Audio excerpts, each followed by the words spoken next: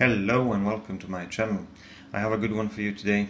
I'm going to take you through this charcoal landscape step by step. It looks a little bit like one of Barbara's paintings, I suppose, but I want to show you how to draw these reflections in the water because it's really easy.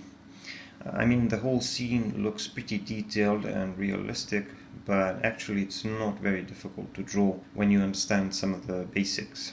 So I'll show you how I did it. Now, if you want to see the full video and real-time footage, you should check out my Patreon because there's always a lot more content there. Now, let's get to the drawing process. First, I'm going to do a little bit of sketching with a piece of willow charcoal. And I need to work out the composition and give myself a rough idea where everything is going to be in terms of the positioning of the elements. Willow charcoal is good for that because it's easily erased and modified, and that's what I'm going to do. That's what I'm going to use for the most part in the first part of this drawing process. Later, I'm going to switch to charcoal pencils. So the first thing I did, I started shading the sky because I want to give it a little bit more value. It needs to be a bit darker because I'm going to be drawing the mountain in the middle, and I'm going to be doing that with erasers. So the mountain, the light side of the mountain needs to be lighter than the background. So I started shading the sky, and that was going a little bit slow. So I decided to crush a little bit of willow charcoal to create some charcoal powder, and that worked a lot better because it's faster and you can blend more smoothly. It's even better if you can buy some charcoal powder, but you can always create some by sharpening your pencils or crushing some willow charcoal. Anyway, I started blending that with my brushes and even my fingers until I was happy with the overall appearance of the sky. It doesn't have to be perfect, but I want it to be fairly smooth, and I want it to have enough value so that the light side of the mountain would stand out. So the second step was to draw the shape of the mountain. Now again, I'm using a piece of willow charcoal, but this time I'm going to be using a bit more pressure, and I'm not going to be blending as much because willow charcoal is very easily moved. It's very easily manipulated, and it doesn't really stick to the paper as much, so you can blend more easily. You can also erase more easily, but when you want to make something more permanent, you should minimize the use of blending. So here I'm just going to blend, I'm just going to draw rather the shadow side of the mountain. There's going to be a bit of blending involved later, but first I'm just using it to draw the shape of this shadow side of the mountain, which is facing away from the light source. And of course you can tell right away that the shadow side is on the left, which means that the light source is coming from the right. The light is coming from the right side. So I made some indications of some shadow areas on that mountain, and some of these shapes are a little bit larger than others.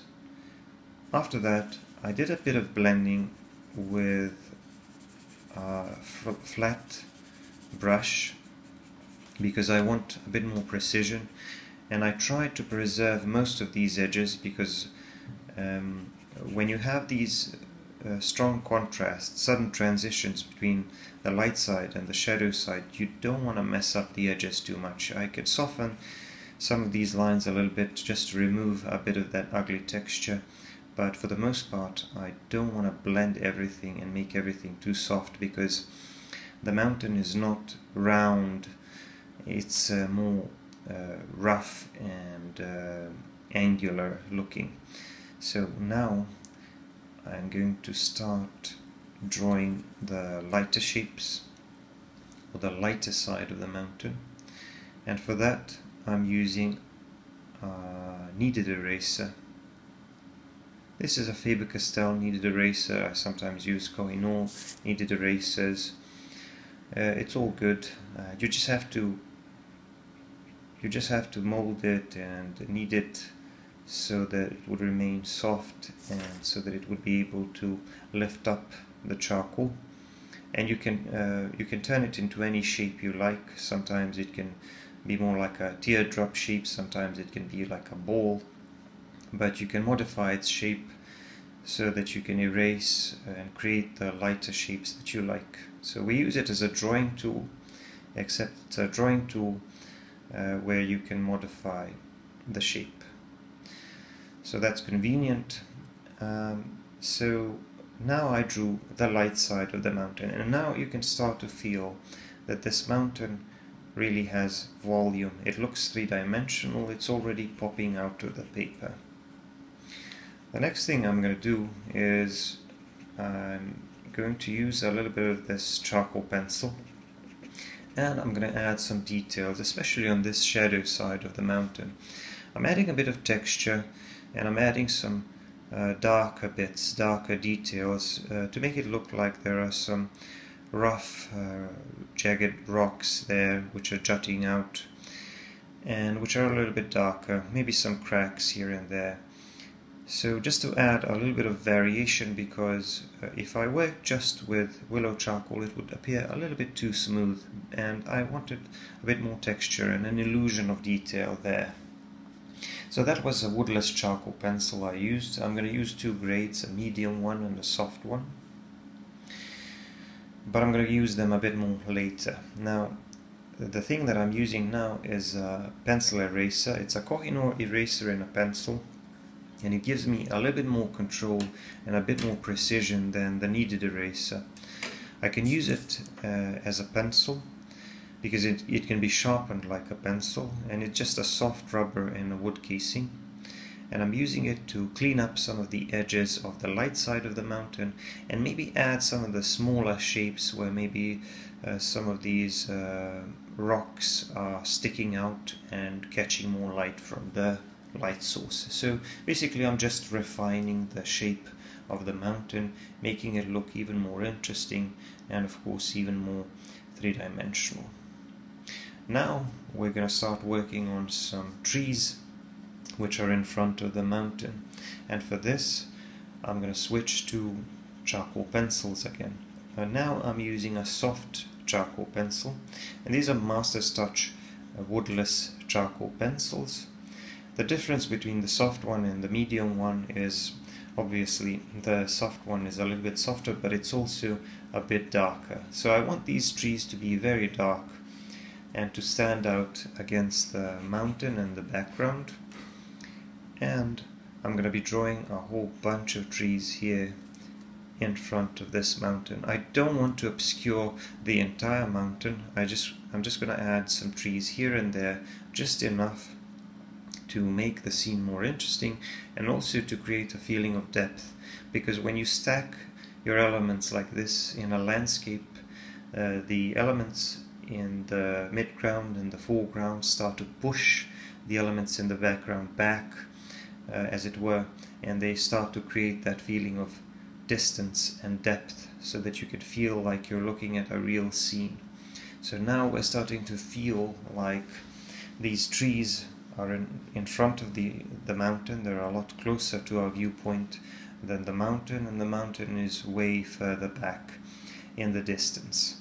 And the contrast is also nice because those objects in the distance are going to be less defined, and they're going to have a little bit less detail and contrast, while the elements in the foreground are going to be darker. They're going to have more details, they're going to have more textures and things like that. So I'm going to draw a lot more trees here. Now as for the shape of the trees, it looks kind of easy, and it is easy, but it takes a little bit of practice. It shouldn't be difficult once you understand the basic shape of a tree. So these are like coniferous evergreen type of trees, and they have these conical shapes that kind of taper near the top. So as long as you stick to that general idea, I think you should come up with some realistic looking trees. Now I'm moving on to the left side of this scene. I kind of started in the middle here, which is a little bit unusual, but I guess I just wanted to establish that contrast between the mountain and those darker trees in the midground.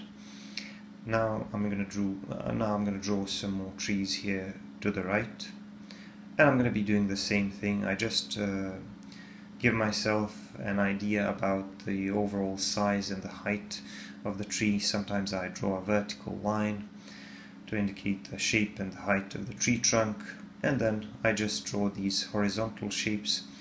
And notice how the shape of those branches and clusters of needles that form around them varies, because the shorter ones near the top are sometimes pointing up and more horizontally, growing out more horizontally, while the longer ones, the bigger ones at the bottom, are kind of drooping down because they're larger, taller and heavier, or rather longer and heavier.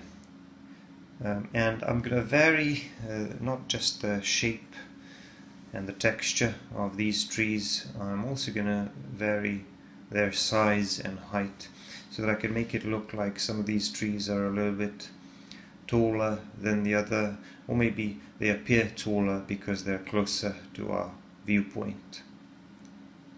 And the thing is that what's also helping me make these trees look a lot more realistic is the fact that the charcoal pencil is creating a bit of texture of its own as I scribble, as I make these short marks. It's producing some random shapes, small, very random shapes, random textures, random illusion of detail that the viewer will interpret as branches and foliage. And it takes very little effort, but it looks pretty realistic. And if you practice a little bit, and if you focus on the general shape of the tree, or the overall shape of the tree, and if you don't worry too much about the details, if you just kind of let it happen, you will end up with some realistic looking trees that took very little effort to draw.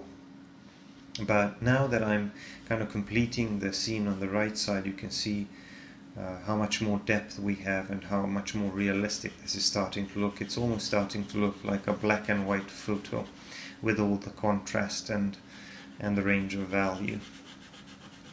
Anyway, we're going to have a bank here, and of course then we're going to draw the water and the reflections, but first I'm going to focus on this rocky bank.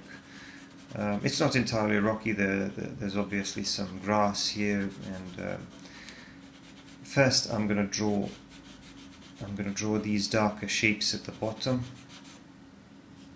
near the line of the water. And first I'm going to focus on just these larger, darker shapes, just to give the viewer some indication of the general shape of this piece of land here. And it's going to be darkest at the bottom near the water, like I said, but then as I go up, I'm going to be adding a few more of these darker shapes just to indicate a rough terrain, because there are some larger rocks here and there. But then I'm going to do a little bit of lighter shading with a medium charcoal pencil, and I'm going to use a lot less pressure and just drag my pencil, allowing it to shade and to create some textures of its own. So when you draw in charcoal or in graphite, it doesn't really matter.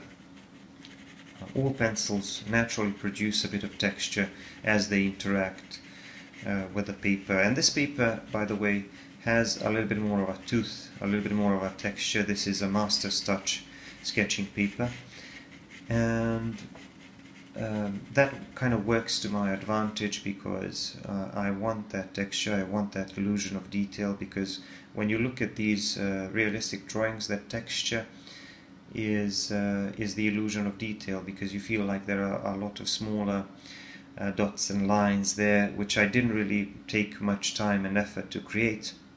It's just that they give the viewer kind of suggestions of the shape and the texture of whatever it is that you're drawing. I'm going to soften it a little bit with a brush, but I don't want to soften it too much. I don't want to remove all of that texture. Now obviously the sides of this piece of land here are going to be a little bit darker, because the part of the surface which is facing up towards the light source is always going to appear a little bit lighter, but it's going to be the darkest at the bottom, where there's a lot of shadow around these rocks and near the water. I used my kneaded eraser just to pick up a little bit of charcoal, just to lift up a little bit of charcoal here and there to increase the range of value and make that rocky terrain a little bit more three-dimensional. And now I'm just going back in with a medium charcoal pencil and refining some of the details. The line of the water is going to be here, so this is where the shape of those rocks will end and the reflection will begin.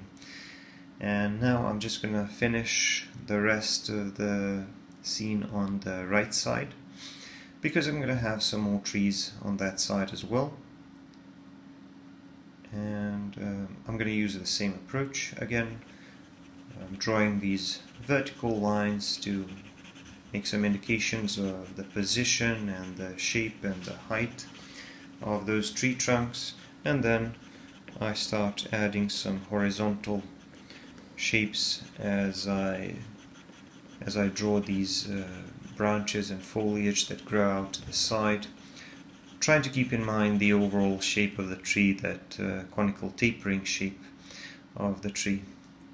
And the more random the shape of the trees and branches, the better, because I don't want to make them look too uniform. I want them to vary in terms of size, shape, the angle or in which they are growing. Some of them will be leaning a little bit more to one side, some of them a little bit more to the other side. So you want a bit more randomness in your landscapes, because that will make them look more realistic. And obviously near the bottom of those trees they're going to be pretty dark, because that's where the thickest and that's where the least amount of light is coming through. And now I'm going to do a bit more work on these reflections. So this is the part of the video which I wanted to focus on a bit, which is why I zoomed in and I slowed down a little bit. So I'm going to do a lot of work with a piece of willow charcoal again. You can use vine charcoal, willow charcoal. These are soft natural charcoal sticks which are easy to blend and easy to manipulate, and it's very easy to cover large areas with them and establish larger relationships and larger contrasts. So once I put down a lot of willow charcoal, I'm just blending that with my finger. I'm going to do some finer blending with my brushes, but first I'm just going to push this around with my finger just to make it a little bit quicker. Don't worry about the ugly texture, because you can modify that and you can blend that, because willow charcoal is easy to move around, and you can use your brushes to refine some of the smaller details. Now, some parts of these reflections are going to appear a little bit darker, obviously, because they're reflecting the darker objects above the water. So how do you make these reflections appear realistic without much effort? Well, actually it's not that difficult, because all you have to do is you have to try to match the image above the water roughly in terms of the positioning and the amount of value. The shape doesn't have to be exactly the same, because the shapes are going to be smeared and distorted by the surface of the water anyway, but the thing that you need to focus on is the amount of value and the position of those shapes. And as long as those are roughly in place, as long as those look roughly similar, it's going to look like a reflection. And let me tell you something, this is one of those things, when you do realistic drawing, sometimes just trying to draw every single detail, trying to make everything super realistic can actually be counterproductive, and it can end up looking less realistic than you wanted it. And sometimes when you just relax and you try to simplify and approximate, you actually end up with better results. So now, as you can see, I'm blending with my finger and I'm pulling down to smear those reflected images. I'm sometimes pulling my finger back and forth as well, just to push the charcoal in, but mostly I'm just pulling down, smearing those reflections down and kind of distorting their shape a little bit so that the reflected image kind of looks like something you would see on the surface of the water. Now the other thing that I'm going to do is I'm going to do a little bit of work with a kneaded eraser again, because I'm going to remove a little bit of charcoal in certain places where the image above the water is a little bit lighter. So remember what I said, I want to match the image above the water in terms of the amount of value. So where I feel there's a little bit less value in the image above the water, I'm just going to lift up a little bit with my kneaded eraser, and you can see how with just these few suggestions of lighter value, the reflected image is starting to appear more realistic. After that, you can go back in and you can do a little bit of refining with your charcoal pencils, maybe add a few smaller shapes if you want the reflected image to be a little bit more detailed and a bit more realistic. And you can do a little bit of refining with brushes, because the initial blending that I did with my finger was a little bit rough, but later you can go back in and refine some of the details, and you can even do that with a pencil eraser. Like for example here I'm trying to pick some of the lighter bits on this piece of land which is sticking out from the left side, and I want to match those lighter rocks, and I want to reflect them in the water below. And you can see how the reflected image is starting to resemble the image you see above the water. But the important thing is that you want the surface of the water to appear a little bit smoother, or quite a bit smoother than the image above the water, because the image above the water is going to have more detail, it's going to have more textures, it's going to have cleaner edges. The reflected image is going to be blurrier, and the shapes are going to appear a little bit softer, less defined, and a bit distorted by the gentle movement of the water. And speaking of that, you also want to add some suggestions of some smaller ripples here and there, which is what I'm doing now with a pencil eraser. I'm just drawing some small horizontal marks using that pencil eraser to indicate the movement of the water here and there, and the reflections in the water. Just adding a few ripples, breaking the reflected image here and there. You don't need to draw every single ripple, you don't need to draw thousands of them. Just a few suggestions of them here and there will do the trick. I probably drew dozens of them, which took just a couple of minutes, but you can get away with just drawing a few of them here and there. It really depends on what you're trying to do and how detailed you want to make it, but I think it already looks pretty detailed and realistic. So now I'm just putting down some finishing touches as I'm refining some of the shapes in this surface of the water in this reflected image, just adding a few touches here and there, and the drawing is almost done. I'm gonna add a few touches of value around the left side of the mountain over there, and maybe make this tree all the way on the right a little bit taller. I like the fact that I have trees on both sides of the mountain. It kind of makes the whole composition a bit more balanced. So these are just some finishing touches. I'm also going to make these trees a little bit taller and maybe define their shapes a bit better. So like I said, the reflected images don't have to look perfect. They don't have to look exactly the same as those trees, but as long as you focus on the value and the overall position, you're gonna end up with something that kind of looks like realistic looking reflections. I'm just adding a few ripples here and there because the ones that stand out against the darker background, they are more visible and they create a better effect. And the drawing is now done. I'm going to put my signature here in the lower right corner, and that should do it.